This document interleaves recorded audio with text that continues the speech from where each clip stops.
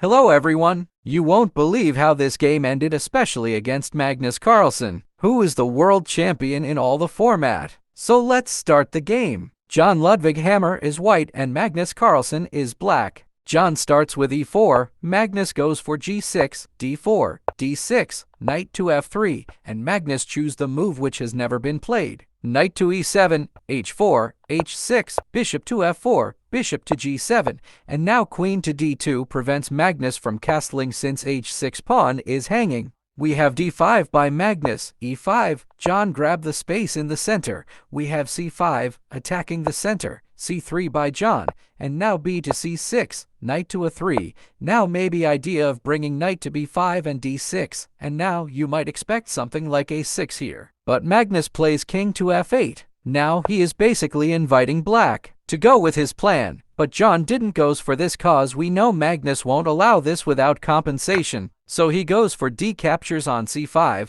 and Magnus plays b6. Now c captures on b6, queen captures b6, and now bishop to d3, bishop to a6. Job goes for b4, preparing b5 to fork the knight and bishop.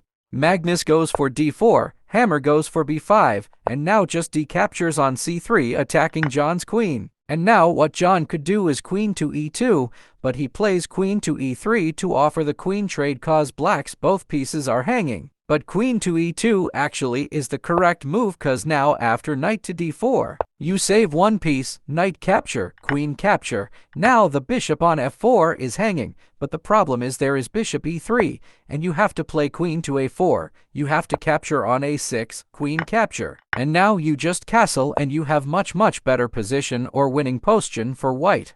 But okay, it's a blitz game, and John goes for queen to e3, and Magnus just goes for knight to d5, attacks the queen, forces the queen trade, which also attack the bishop on f4, queen captures on b6, a captures on b6, and just b captures on a6. Now knight captures f4, bishop to e4, attacking the knight. Now the knight cannot move because it's pinned. Now just rook capture a6, now John's knight is also hanging. Bishop captures c6, rook captures a3, and now John just castle queenside. Now if you look at the position Magnus king still on f8, it's not that big of a deal. He can go g8, h7, and bring the rook into the game, or so you think. Magnus plays king to g8, and John goes with rook to d8 check. And now Magnus goes for the moment of complete carelessness, and he played king to h7. Here you have to block the f8 square, and the game just continue.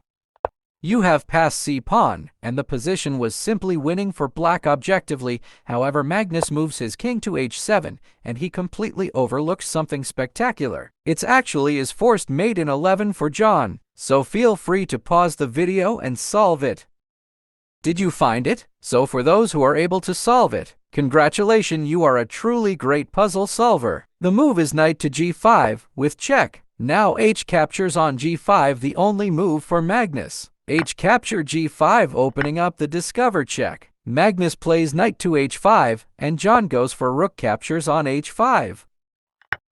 Now if you play bishop to h6, this won't work cause rook capture h6, king to g7, rook capture h8, and you will not be able to hold this position as black. So Magnus accepts the rook, g capture on h5, and now look at this. Bishop to e4 check, leaving Magnus with only one move. Pawn to f5, and can you see the move? Of course you know what's coming. And beautiful and Passant checkmate. This is the first time Magnus has been checkmated like this. Hope you like this video. Like and subscribe, and I will see you in my next video. Bye!